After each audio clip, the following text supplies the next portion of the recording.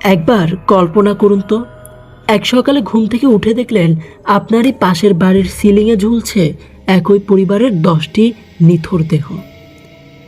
তাদের সবারই হাত পা মুখ এমনকি চোখসহ বাঁধা। মেঝেতে পড়ে আছে আরেক বৃদ্ধার মরাদেহ। 11 জন মানুষ, একই পরিবার, একই বাড়ি। প্রশ্ন একটাই, এটা কি গণহত্যা নাকি আত্মহত্যা? পুরো দেশ যখন স্তব্ধ, পুলিশের তদন্তে তখন উঠে আসে চাঞ্চল্যকর এক তথ্য, যা পুরো কেসের মোড়টাকেই ঘুরিয়ে দেয়।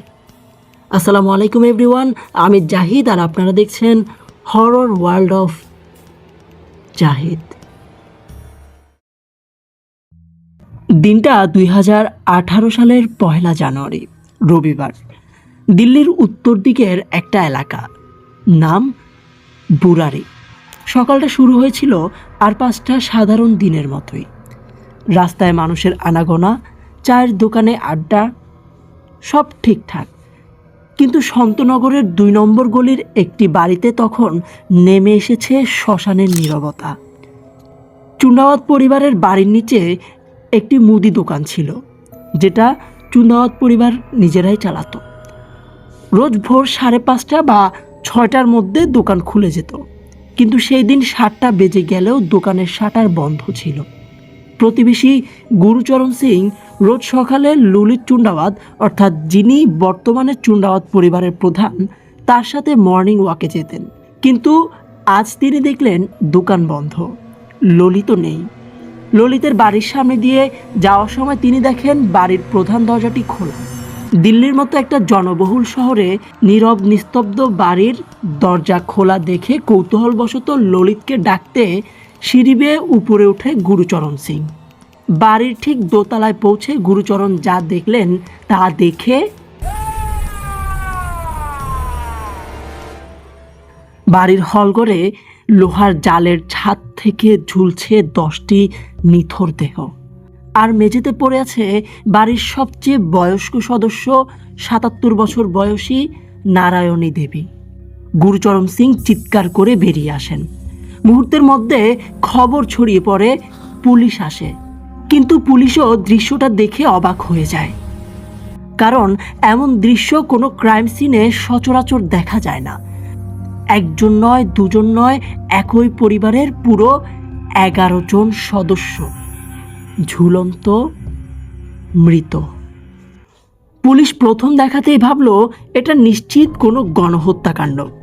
হয়তো কোনো শত্রুতা বা সম্পত্তির লোভে পরিবারের বা বাইরের কোনো শত্রু তাদেরকে মেরে ঝুলিয়ে দিয়েছে। কারণ একসাথে এতগুলো মানুষ তো আত্মহত্যা করতে পারে না। কোনো লজিকেই এই কথা কারো মাথায় আসতেই পারে না একসাথে এতগুলো আত্মহত্যা করার। কিন্তু তদন্ত যত এগোতে থাকে, রহস্য তত গভীর হতে থাকে। যেমন প্রথমত, কোনো জবরদস্তি নেই। অর্থাৎ এই যে 11 জন মানুষ মারা গেল, কিন্তু কারো শরীরে ধস্তাধস্তির কোনো চিহ্ন পর্যন্ত নেই, কেবল নারায়ণী দেবী ছাড়া। দ্বিতীয়ত, বাইরে থেকে কেউ আসেনি। অর্থাৎ পুলিশ সিসিটিভি ফুটেজ চেক করে দেখল ঘটনার রাতে বাইরের কোনো লোকও বাড়ির ভেতর ঢোকার চেষ্টা করেনি। তৃতীয়ত, সোনার গয়না অক্ষত। অর্থাৎ ওই বাড়ির মহিলা যারা মারা গিয়েছে তাদের কানে গলায় সোনার গয়না পরেই ঝুলছিলেন তারা। ডাকাতি হলে তো এসব থাকার কথা না। তাহলে 11 জন মানুষ নিজের ইচ্ছায় এত নিখুঁতভাবে মৃত্যুবরণ করে নিল কেন?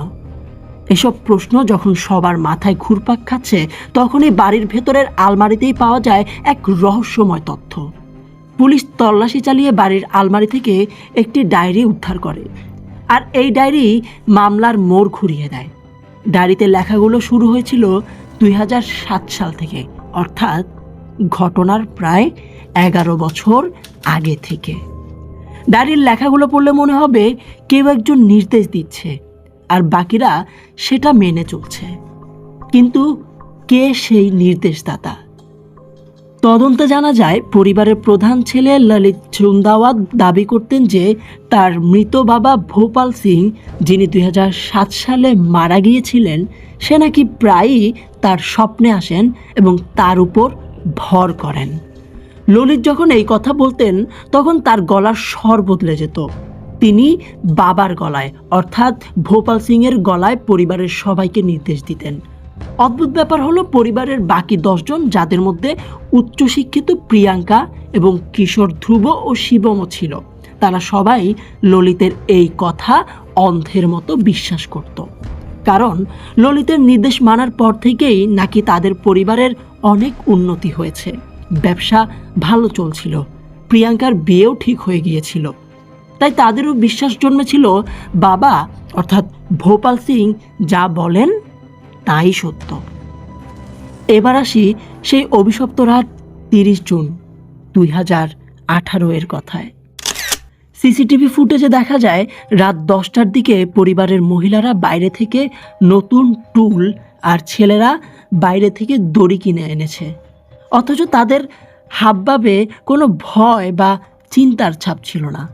ডায়েরির শেষ পাতায় স্পষ্ট লেখা ছিল কিভাবে সেই দিন রাতের পূজা বা বট তপস্যা করতে হবে। নির্দেশ ছিল রাত 1টার সময় এই কাজ শুরু করবে।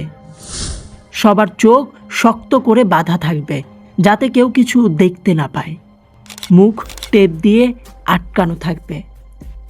10 জন ঝুলবে জালের সাথে, যেন তারা বটগাছের ঝুড়ির মতো। ললিত তার পরিবারকে বুঝিয়েছিলেন এটা কোনো মৃত্যু নয়, এটা একটা পরীক্ষা। ললিত বলেছিলেন, গলায় ফাঁস লাগলেও ভয় পেও না, যখনই তোমাদের শ্বাস বন্ধ হয়ে আসবে ঠিক শেষ মুহূর্তে বাবা অর্থাৎ এখানে তিনি বুঝিয়েছেন ভোপাল সিং এসে তাদেরকে বাঁচিয়ে দেবেন, আর এরপর তাদের ফ্যামিলি আরও অনেক শক্তিশালী হয়ে যাবে।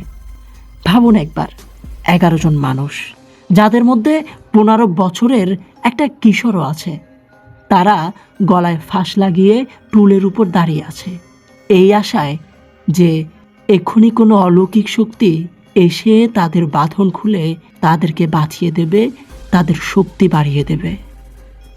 রাত গভীর হলো। ডায়েরির নিয়ম মেনে তারা সবাই টুলের ওপর দাঁড়ালো, গলায় দড়ি পেঁচানো, হাত পেছনে বাঁধা। তারপর তারা টুলগুলো পা দিয়ে সরিয়ে দিল। কিন্তু কেউ এলো না। কোনো বাবা আকাশ থেকে নেমে এলেন না, কোনো অলৌকিক আলো জ্বলে উঠল না, বরং মধ্যাকর্ষণ শক্তি তার নিজস্ব কাজ করলো।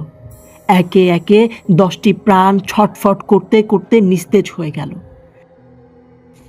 আর বৃদ্ধা নারায়ণী দেবী, যিনি শারীরিক কারণে ঝুলতে পারেননি, তাকে অনেক আগেই বিছানার পাশে বেল্ট দিয়ে শ্বাসরোধ করে মারা হয়েছিল ডায়েরির দেওয়া নির্দেশ অনুযায়ী। পুলিশ যখন ডায়েরি আর লাশের অবস্থান মেলালো, দেখল সব হুবহু একেবারে মিলে যাচ্ছে। তারা মরতে চায়নি, তারা চেয়েছিল মুক্তি এবং অলৌকিক কোনো শক্তি। কিন্তু অন্ধবিশ্বাস তাদের ঠেলে দিল এক ভয়ঙ্কর পরিণতির দিকে। এই ঘটনার পর অনেকেই বলেছিল পরিবারটি মানসিক বিকারগ্রস্ত, কিন্তু পুলিশ তদন্ত শেষ করে জানিয়েছে এটি খুন নয়, এটি একটি অ্যাক্সিডেন্টাল মৃত্যু বা ম্যাস সুইসাইড প্যাক্ট, যা অন্ধবিশ্বাসের কারণে ঘটেছে। এই বিষয়ে আপনার কি মনে হয়? ললিত কি সত্যিই মানসিক বিকারগ্রস্ত ছিলেন? তার পরিবার কি সত্যিই অসুস্থ ছিলেন, মানসিক কোনো রোগে ভুগছিলেন, নাকি এর পেছনেও রয়েছে অন্য কোনো রহস্য? কমেন্টে অবশ্যই জানাবেন। এই বিষয়ে আপনার মতামত প্রত্যাশা করছি। দেখা হবে নতুন কোনো ভিডিওতে, নতুন কোনো বিষয় নিয়ে। ততক্ষণ পর্যন্ত আল্লাহ হাফেজ।